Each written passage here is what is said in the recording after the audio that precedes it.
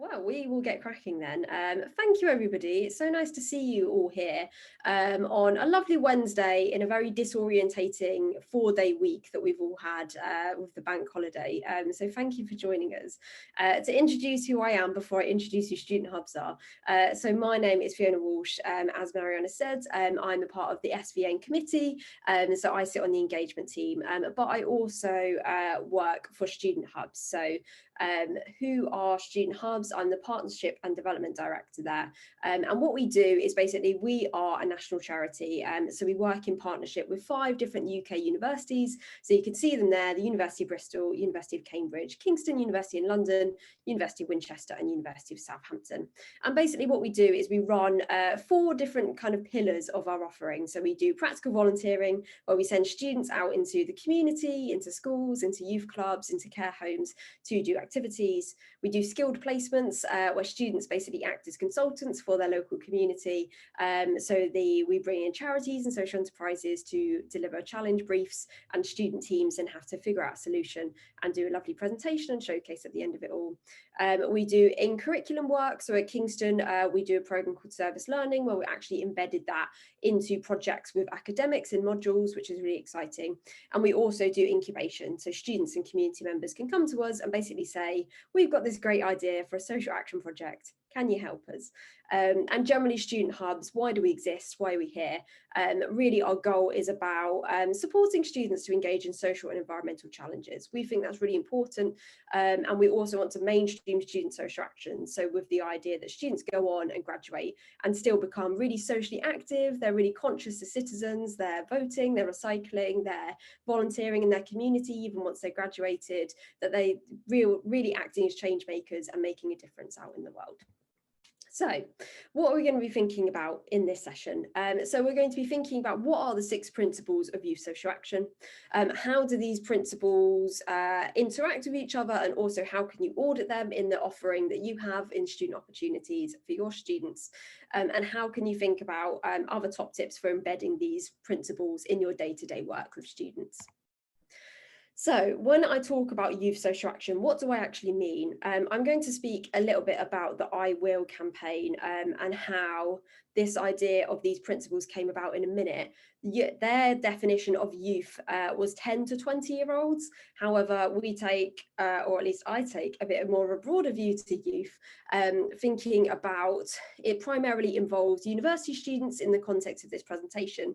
However, it could also extend to the people that are actually participating in your program. So if you engage in young people in sort of local schools, in your local communities, through your student opportunities, it could include them.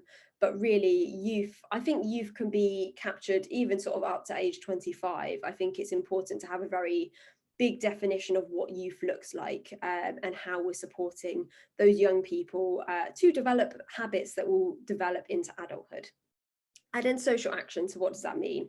So when we look at the I Will campaign, their definition of social action, and specifically youth social action, was referring to activities that young people do to make a positive difference to others and the environment.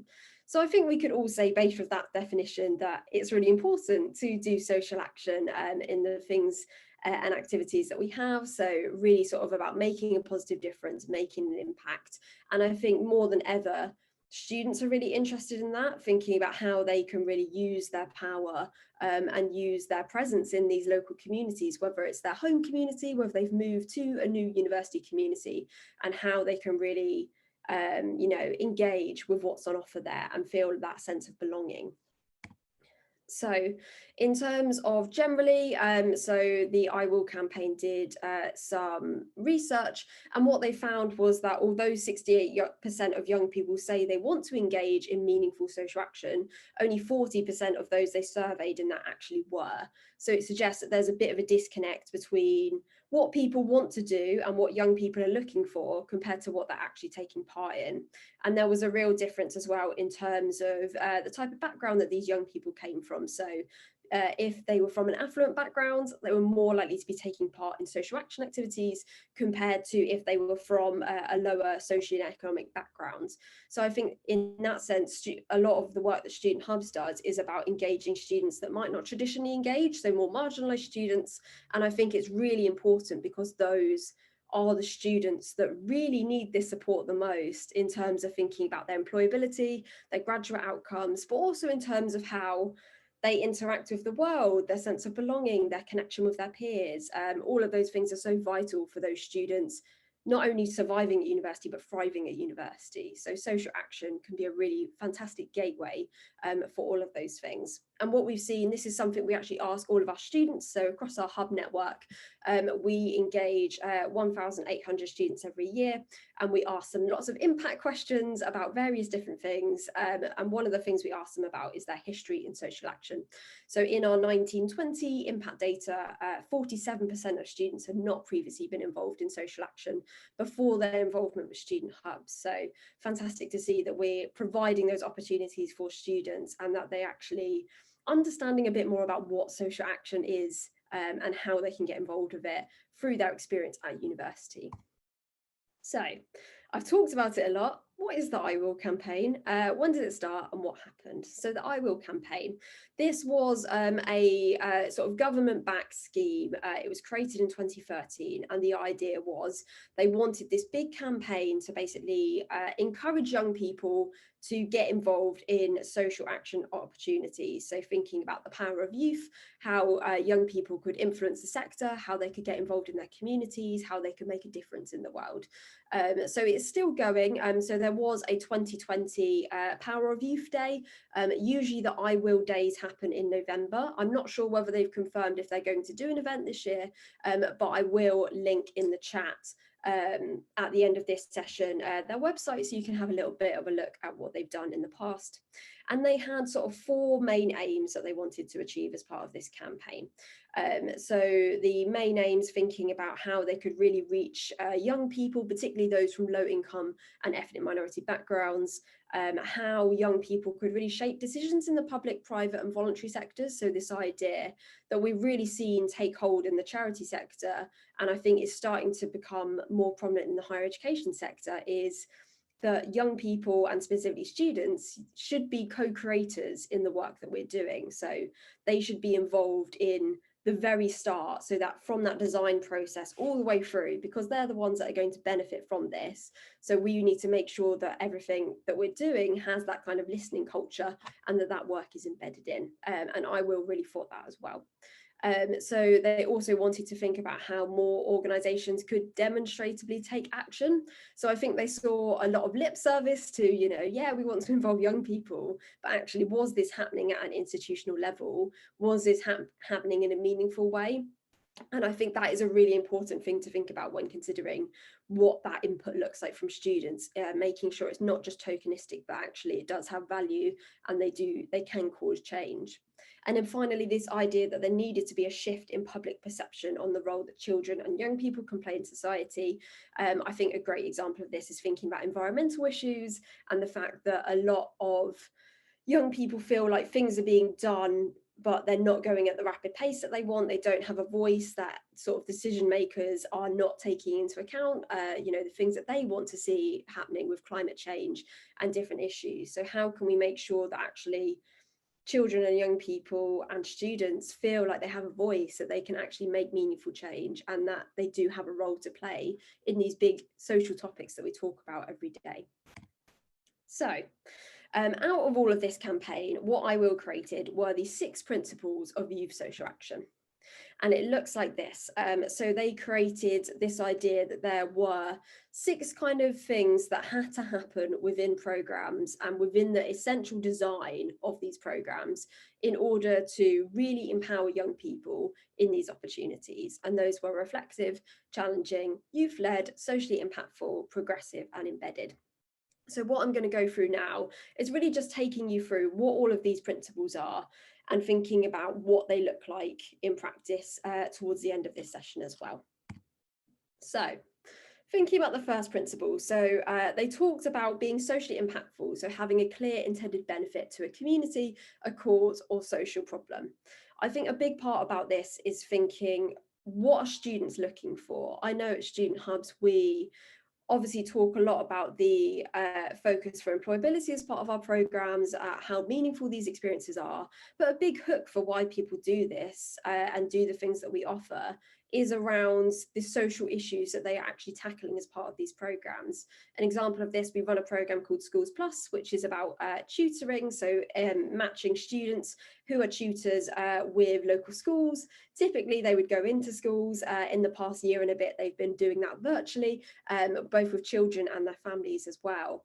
And we talk a lot about educational disadvantage as part of that program, and how attainment is so important, and how that gap in affluence for young people really makes a difference as to what they go on to attain if they go to university, all these different factors that can influence them. And that is a really big factor in why students want to do this. They want to give back, they want to really use their kind of support, and they want to sort of do something for a young person that they didn't have when they were at school. I think that sense of responsibility of, I'm in a position to give back, I can give back, and I can do something meaningful for somebody, is a really big factor. And actually I would say this generation are even more socially conscious, and it's going to continue that way. I think, it's amazing what young people want to do and what they feel empowered to do, but we need to be ready with the opportunities to support that. So I think even if you know that your opportunity has that link to being socially impactful, whether that's in the communities that you work with, in the charities or social enterprises you work with, even if it's just about the university community and making a difference to other students, how can you be really clear about what that impact is, and how can you be talking to students really actively about that at all stages, when they're applying, when you're doing any training for them, when you're recruiting them, and making sure that's really embedded. 2 is reflective, so recognising contributions as well as valuing critical reflection and learning. So at Student Hubs, we talk a lot with our students about a growth mindset. So this idea that actually, instead of having a fixed mindset to something and thinking very sort of clearly in terms of, I've failed, or I've won, I've had a victory there, thinking more about, no, what is the learning experience that I can have from everything, that failure doesn't really come into it. It's just about how you learn from experiences and how you grow from them. And I think that's really important throughout a program or throughout an opportunity, that students are able to get through and think about, what have I learned from this, even if something hasn't gone well, even if my campaign has failed, even if, people didn't turn up to this event that I was running, how can you use that as an opportunity to support them to reflect, to think about what could go better in the future, and about how they can use it to support their development. And I think building in spaces to reflect is really essential. So I know this is something we've discussed at length at various SVN events, is this idea of, how do we get students to do this? Because a lot of the time students can be very reluctant to engage in this practice, or it's not something they're used to.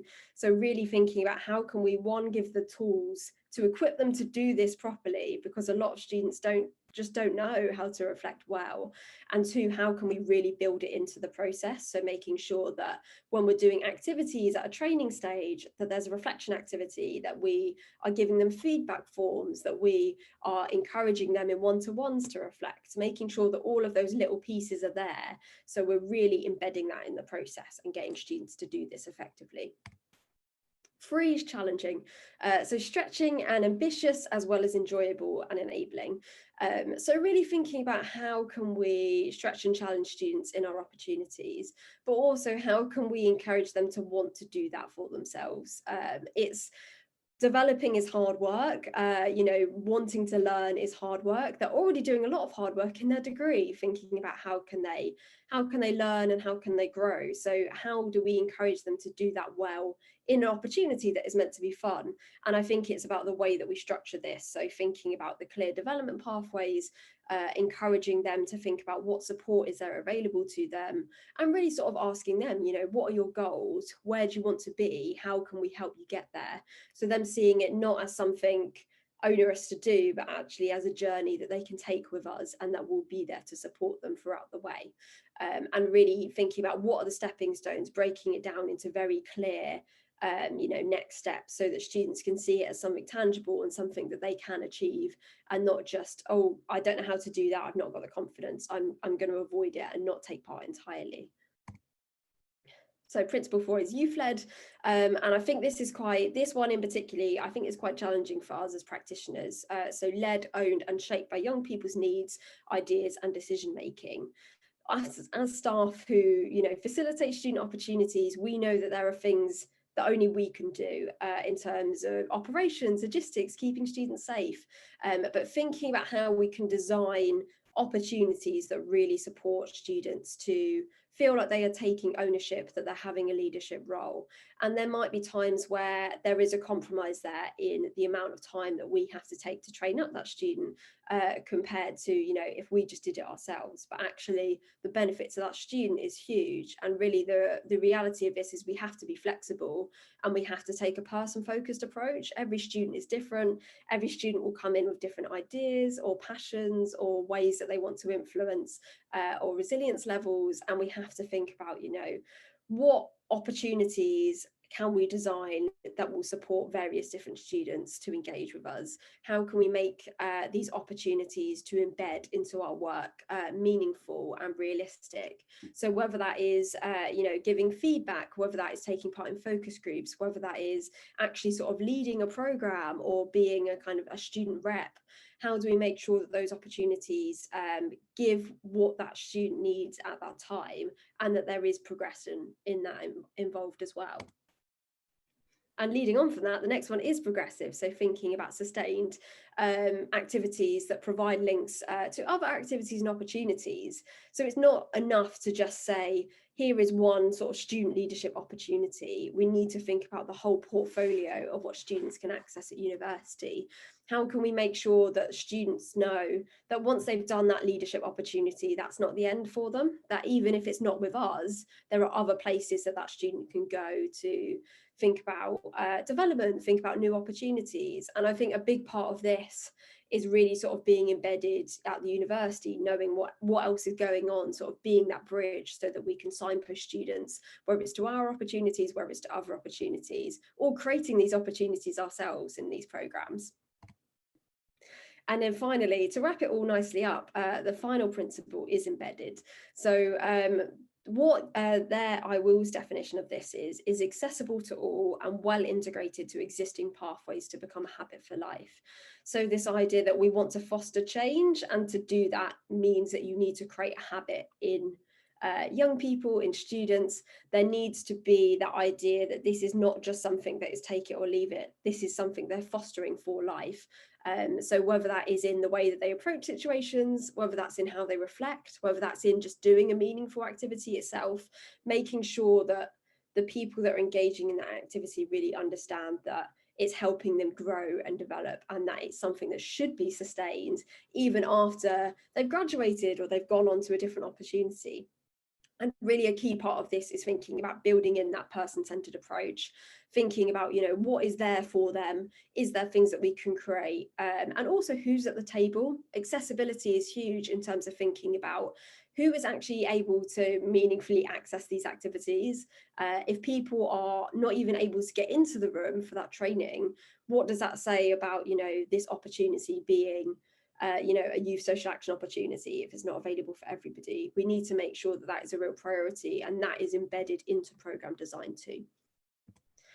So how do you actually order this? So if you're thinking, I know I've got an idea in mind of, you know, a program I run, a project that I run, my, you know, student rep program, or how I see this working in committees and the students that I work with, how do you actually figure out what this stuff is doing in your programs? So a key part of this process is to really ask questions. So you can use the graph here, and what I'd recommend is kind of thinking about mapping this out and really thinking about, okay, separating it all into categories and thinking about what does challenging look like in the project that I am working on. So some questions that you can ask to guide you in doing this. So thinking about, you know, when does this happen? If we're taking that example of challenging, when are students stretched and challenged as part of this program? At what stages in the process is this happening? Is this happening in their training sessions? Is this happening in the opportunity when they're with a community partner? Is this happening in the reflection that they're doing? Or is it happening at all? And if not, how are you capturing that, and how do you understand why it's not happening? How does it happen? So what is the means by which it happens? A good example of this could be if you were looking at feedback, thinking about youth-led, you know, Are you sending out feedback forms? Are you collecting that verbally? Are you writing that down? Like, what is the ways in which that is being collected? And again, if you've only got one or two methods, or you know that it's happening sporadically but not really, what can you do about that? Why does this happen? This is a huge question. We often inherit things as staff working at universities that somebody decided ages and ages ago was a good idea, or we've done things forever and that's just how we do things. But I think going back to that question of why do we do this? Why does this specific thing happen as part of this program? Is it actually meaningful? Is it serving the purpose it intended to? Does anyone know what the purpose of it is? And really sort of reviewing, why are these things happening? And is it a case that we can change things up and we can think about how we can do things better? What was the effectiveness? So did it actually work? If we're doing these things, it shouldn't just be meaningless. We should understand why we're doing the things that we're doing. And where are the gaps? So if you start to notice, oh, we do youth-led quite well, but we really don't, we don't have any progression available for students, and we don't really signpost that well, start to think about why those gaps exist. And also loops and cycles. So how are these things continuing to happen in your program?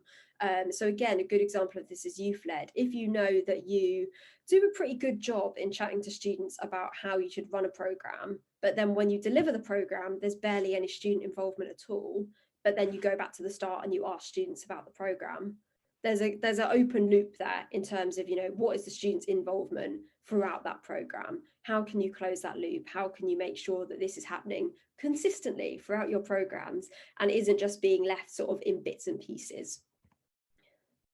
Think about who you can involve in this process as well. I'd really encourage you to do this as the person who potentially knows your program or project most intimately. I would suggest that you lead on this work, or if you do this in a team, your team lead on it. However, you then think about, is there other ways that you can involve different individuals as part of this process? Whether that is your fantastic engaged students and students that don't engage with it, I think is really a fascinating bit of research. If you can ask students, you didn't apply for this, why? What put you off? Like, what wasn't useful for you? Think about, again, who's missing, who's not at that table.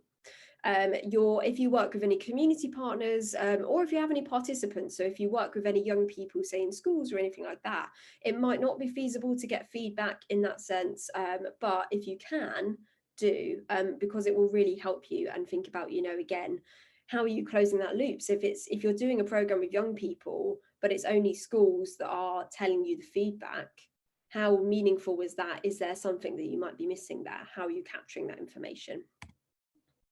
And then I'd also suggest, so we did this at Student Hubs, we took one of our programs and we basically put it for a huge audit of how these things were happening. And we looked at a traffic light system, which was very helpful in terms of us prioritizing this work. So green meant that we had a high confidence that these things were actually happening and we knew that they were happening effectively. Yellow was, we kind of knew that it was kind of happening. It was happening sometimes, or there were kind of sparks of genius here and there, but then in other places it wasn't doing so well. And then red, we had low confidence in it. We weren't convinced that, if we had to argue this in front of somebody else, we weren't convinced that this was happening well. And it might have been sporadically, or it might not have been at all. So that's really useful in terms of giving you a very visual cue of where you're doing well, where you're not doing so well, and what you can prioritize, thinking about when you're designing your program or what you're doing throughout the year. And also might be very interesting to cross compare this. So if you are able to get students involved, you do yours and have students do theirs and see, are the colours the same? Are the colours differently? Like, what does that look like? I think would be a really fascinating activity and probably quite fun as well. Students love to tell, university staff off. So if you give them that opportunity, I'm sure they'll enjoy it and you'll find out a lot of good information. So how do we do this at Student Hubs? I'm going to give you a couple of different examples. So in terms of youth-led, so through all of our opportunities, so for example, with practical volunteering, we have these programs that we run. So Schools Plus, we go into schools, Empower is a mentoring program that we run in schools, Linkages is a program that we run where students go into care homes to chat with older residents. All of these programs and all of these hubs that we have at universities have committees attached to them. And this is a group of student leaders who've put themselves forward either through an AGM or through an interview process process to become part of the committee. Sometimes those students have taken part in those programs, but sometimes they haven't. So it's an opportunity for them to basically put themselves forward for a progression opportunity and to get support, and also really to practically shape the way that we deliver these programs. Students are involved in training volunteers and recruiting them. Students can have other roles in this committee, so they can be a president, a vice president, they could be our publicity and comms officer. So there's great ways for people to develop, even if they're not directly involved in leading activities on the ground. And for us, the things that we provide for those students, we do check-ins with them to think about, how's it going? How can we support you? We talk a lot about personal development, so we create personal development plans with them. We think about, how can you develop these skills? Maybe it's a case that they're really interested in getting involved more with the schools that we work with, and we can say, how about you come along to a meeting that we're having, in a couple of months' time, and you can get to see what we're doing and shadow us. We think about additional support, so whether they're struggling with confidence or they want to try out a new thing but they're not sure how to do it, we give them that structured support. And we also think about expectations as well. So it's, as an organisation and as a charity, we have a duty of care to the students that we work with, to the community partners we work with. Students just can't do everything, and often students will be very ambitious and want to do everything. So really it's thinking about how can we make sure that we're being really clear with students about what participation looks like, what youth led looks like to us. Again, it's not perfect, it's definitely something we're working on and thinking more about how we can embed student voice. But I think being really clear with students about, this is what this looks like in our instance, but we want to get better, we want to do more, and giving us that feedback and giving us that trust is really helpful for thinking about increasing that process and building it. So even if you don't have something like this, I would say it's really important to just think about where can I start? Where is that first step? And trust that, you'll continue to get better and develop, but you need to make that first move. So another example of how we do this is progressive. So that program that I talked about, Schools Plus, where we get students into schools, we think about, what are the progression opportunities as part of this program? And a lot of these we ask about in our impact feedback as well. So we're developing students' self-awareness by thinking about, the training space is a space for questions. It's a space for them to kind of test out boundaries.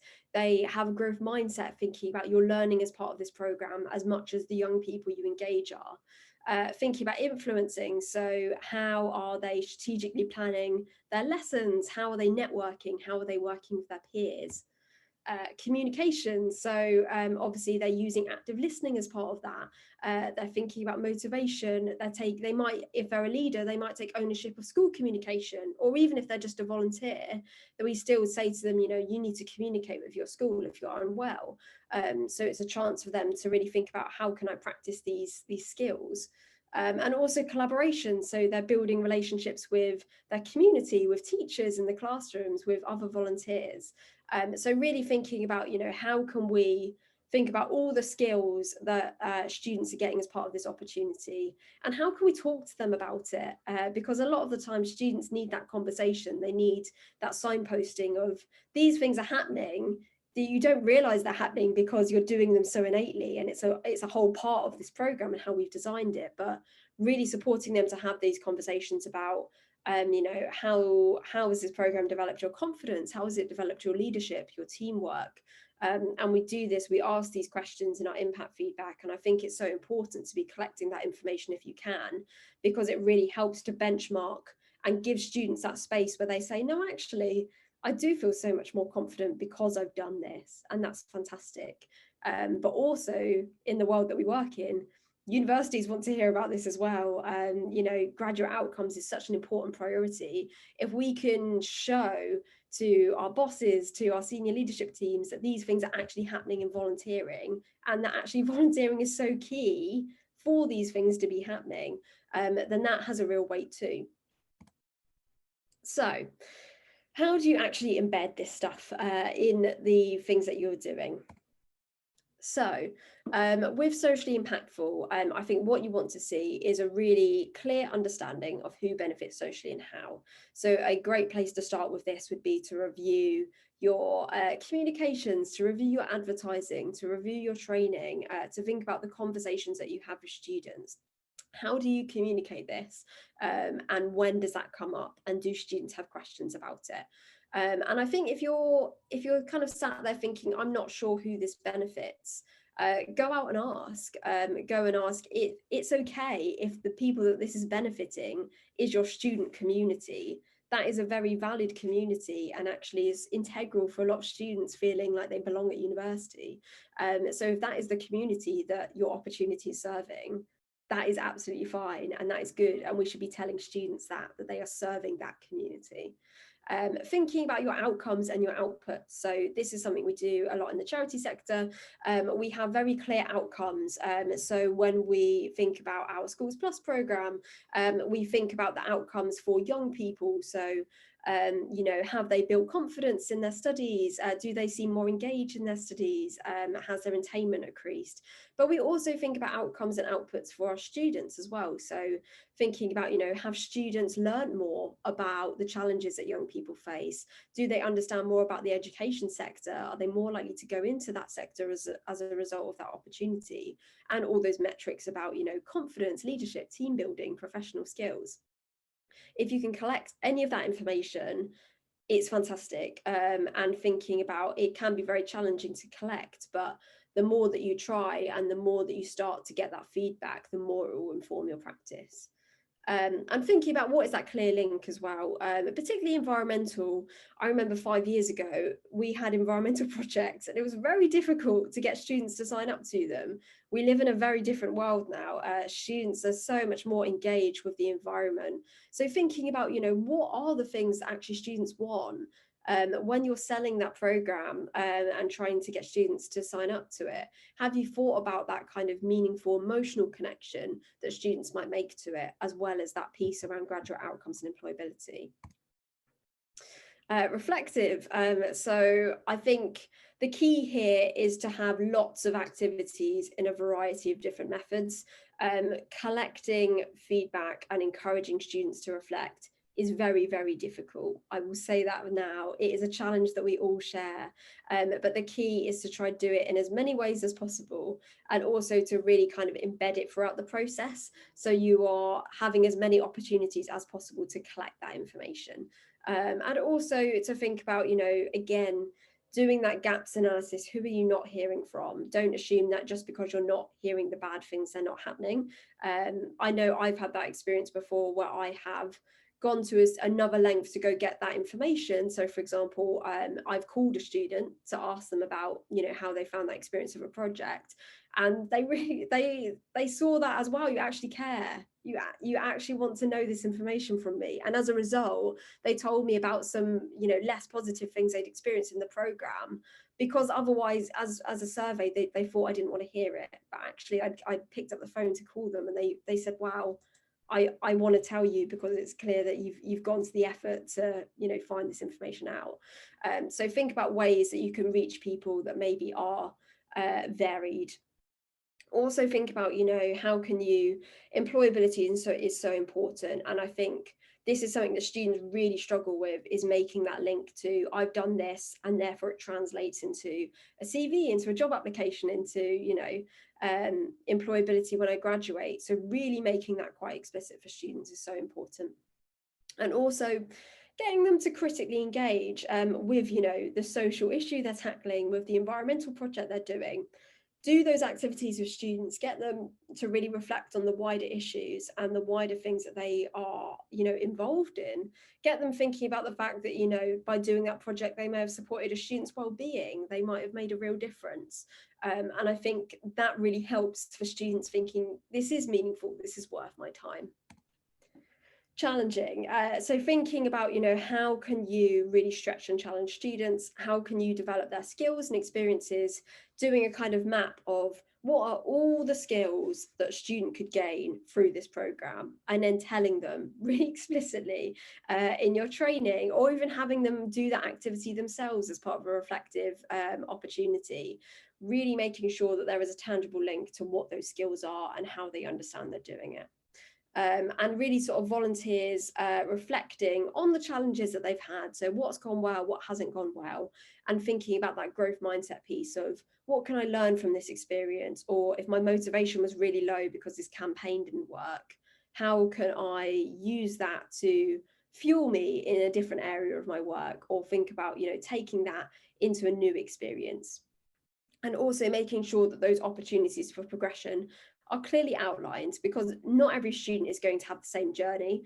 Some students might be more equipped for wanting to do something different, or for maybe taking that next step quicker than other volunteers. So making sure that it's very clear how they can continue to stretch and challenge themselves. You've led, so thinking about what are the leadership opportunities, and also really unpacking this idea that a student leader can be anybody. A student doesn't have to be a leader to have leadership qualities or to show that in a project or an opportunity. And I think often, particularly students that are low confidence, get really scared by this idea of leadership and, I've got to step up. But actually they might be showing leadership skills and not even realize it, whether that's through the project management that they bring to an opportunity, whether that's through the way that they motivate their peers. So really sort of getting students to understand that leadership can happen in any capacity, and yes, there might be a specific role for it, but they can also demonstrate that throughout different opportunities and through different moments. Really thinking about how your volunteers' views are taken into account, and also thinking about design of programs. So where is that student voice piece coming in? If you are not asking students about, how can we make this program better? Or if you're really struggling to get their feedback, thinking about why is that? Why are we struggling? How can we make this? How can we get this feedback? How can we make it clear that we actually want to do this change as well? I think students often, particularly if they're from, backgrounds where they might have been more marginalised, or they might have had bad experiences in the past, they might not believe, based on previous experiences, that you are actually going to do anything. So really sort of building that trust and investing in those students and saying, no, I'm here to help, I'm here to support, and being honest about when other things are blocking your path as well, is really important to kind of show students that trust is there, and they can be open and be honest with you, and they're not going to face repercussions because of that. And thinking about those feedback loops. So how are you collecting that information? Where is it being stored? Who is it being shared with? And how can you make sure that it's investing in the program?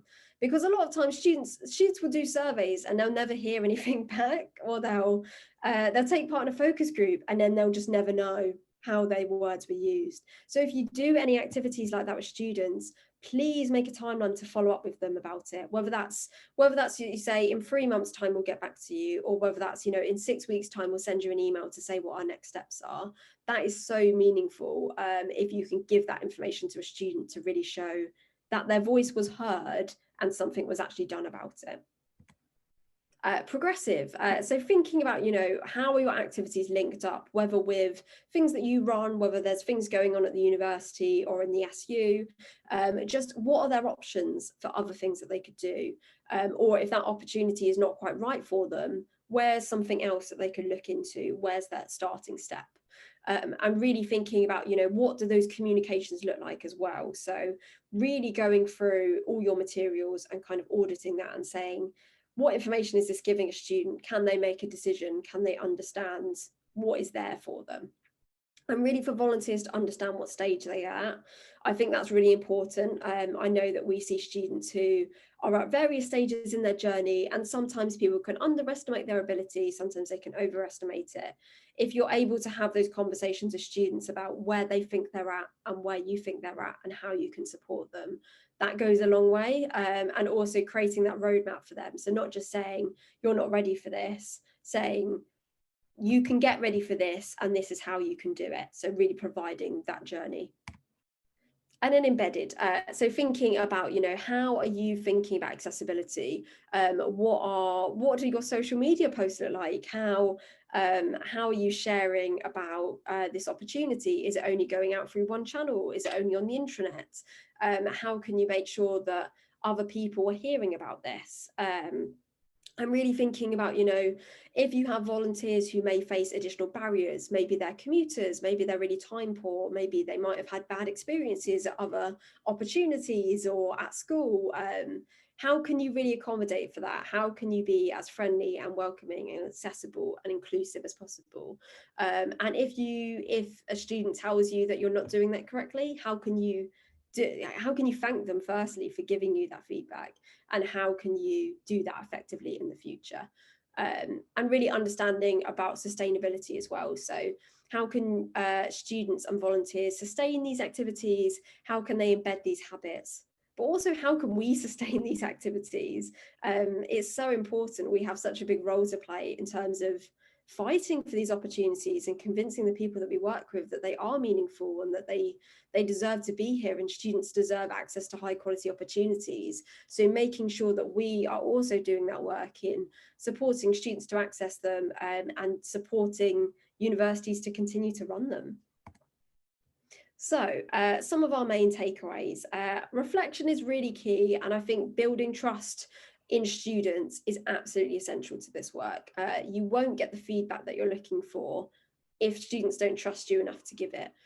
So thinking about how you can really reflect on that, how you can build in these processes, and also think about the language that you are using as well. So communication is key. A lot of students during the pandemic have really felt quite let down by communication, and thinking about, we didn't know all the facts, and therefore that wasn't shared with students. But then at the same time, students have been gone through a tremendously challenging situation this year. There will be students who remember that this year going into this year's teaching. So how can we make sure that that communication is really clear, and is really supporting students to understand what is expected and what they can expect of an opportunity? Be prepared to support. So again, you don't know where a student is coming from. That's why it's really important to do that person-centered work and make sure that there is support available for lots of different types of students. I'm thinking about, students with different abilities. So it might be that one opportunity is not quite right for them, but then there might be something else that is perfect for them. So how can we support them? How can we get them to develop those skills and foster that approach? And also you can just start this work. It might seem really overwhelming, and it might seem like there's a lot to do, but the reality is, if we don't start, we'll never get anywhere.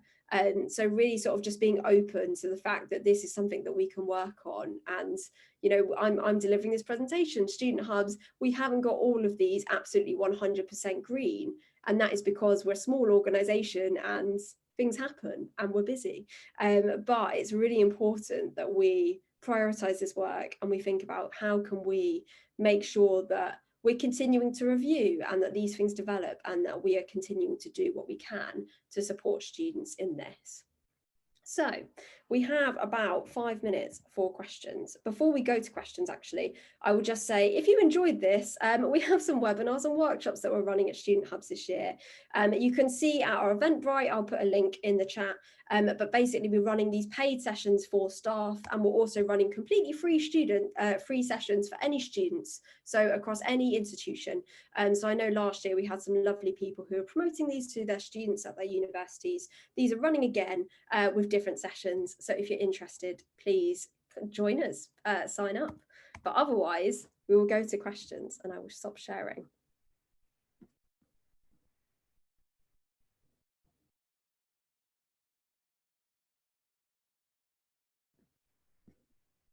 I think, can people unmute themselves, Mariana, or do people need to put it in the chat? Yeah, no, they should be able to unmute themselves, actually, yeah. Yeah, so any questions? But if you are a little bit shy and if you don't want to unmute yourselves, please feel free to, or if you have microphone problems as well, please do feel free to write it in the chat as well.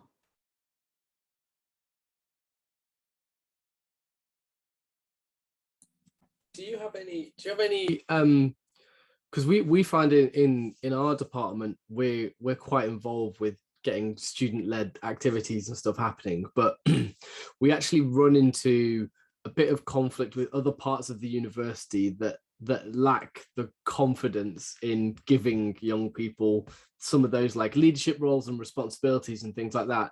Do you have any hints on how we can sell this as a I mean, your presentation did a great job of it, but do you have any hints about how we can sell this sort of social action involvement to people that perhaps don't trust students as much as perhaps I'm hoping we all do? I don't know, I'm assuming that we're sort of all of the same mind in that sense. Yeah, great question, Luke. Absolutely. I think that link to employability, I think, is a really good convincer about how important it is, how it really will equip students well, and how it will give them a positive experience. In terms of our data, like, we know these things work. We see in our impact stats, we collect data about university experience and also about well-being. In our 2019-20 data, we saw 88% of students reporting that because they took part in our programs, their university experience was enhanced. We saw, I think it was 73% of students across our entire hub network saying that their well-being had been enhanced as a result of taking part. So I think data goes a long way. If you can kind of share any information, any stats, anything that you can get from students, that is really impactful. And I think also in terms of process, I can see a lot of people saying, oh, the admin, or oh, we don't have the capacity to do this effectively. I think it's that piece around how can you build this in? So starting with the smallest thing and then building from there.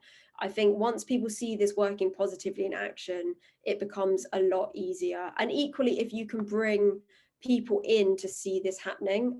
So I know we see a really big impact of, once people see our work happening, whether that's through training, whether that's through a session that we're running, whether that is through actually seeing a student showcase, they're much more bought in because they understand it more. So any opportunities that you can say, well, if you want to see this in practice, why not come along to this committee meeting? Why not come along to this, one-to-one with a student, and really sort of getting them bought in that way, I think really helps them to understand. So I would say a sort of approach around data, information, and also that sort of seeing it to believe it approach as well, I think worked really well. That's great. Thank you very much. Yeah, I think I really liked mainly the part that you've mentioned about the reflection, just because some of the work that when we were still allowed to go on Erasmus Plus programs, I did some of the work in Europe with youth action and stuff like that. And some of the elements that I've taken from that was all about competencies, providing confidence to young people to actually going away and doing their thing. What you've mentioned about getting them involved, I feel like sometimes we even start from the idea that, okay, let's have a project that's going to be about like an environmentally related project. Actually, we're already giving them the project.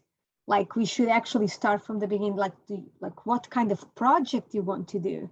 It should even start like that. And with the reflection part that you've mentioned, I actually really like how you can really apply that to other groups, basically. So even this morning, the 30 seconds we had at the end, where it was just about how did you feel, what did you experience, what stuck with you, 30 seconds at the end of something, like 30 seconds at the end of a project, 30 seconds at the end of a one-off opportunity, it just moves the focus from, in that case, the presenter to the participants.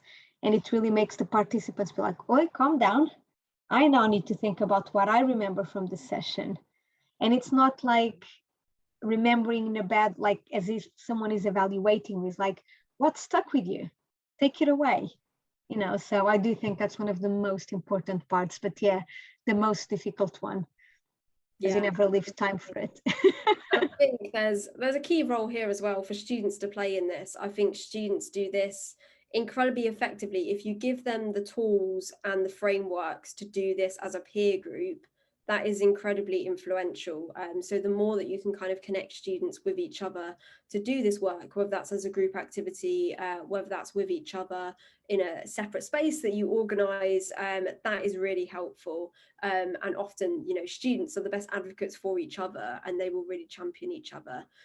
So the more that you can provide that, and equally what you said, Mariana, about, you know, when we design programs, one of the programs that we run in Cambridge, it's called Engage for Change, and it's about us basically giving a structure of an incubation program. So students apply, we give them training, but it's about them actually creating projects and initiatives that will make a sustainable difference at Cambridge. So things that are environmentally focused, that are carbon focused, about recycling, food waste, and it's us giving us the tools for students to actually do that work, and for students to inform that practice. And that is sort of aligned with Cambridge Zero, who's their sustainability department. The more that we can do this work where we are empowering students to actually be the co-creators in this, the better that things are going to be. So I think that's hugely important, and convincing the people that we work with that that is where we need to be going, and that's the direction we need to be heading. We just need to resource it correctly, I think is so key.